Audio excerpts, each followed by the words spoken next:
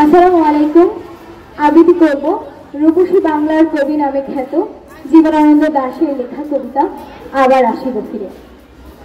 আবার আসিব ফিরে ধানসিঁড়িটির তীরে এই বাংলায়, হয়তো মানুষ নয়, হয়তো বা শঙ্খচিল শালিকের বেশে, হয়তো ভোরের কাক হয়ে এই কার্তিকের নবান্নের দেশে, কুয়াশার বুকে ভেসে একদিন আসিব এই কাঁঠাল ছায়ায়।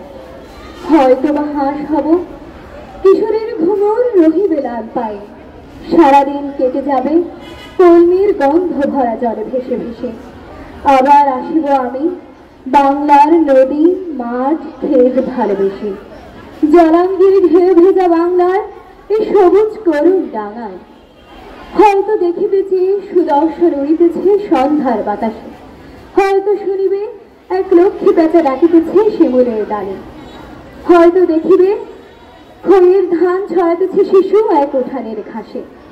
রূপসার ঘোলা জলে হয়তো কিশোর এক সাদা ছেঁড়া পালে ডিঙা বায়, রাঙা মেঘ সাতটায় অন্ধকারে আসিতেছে নেমে।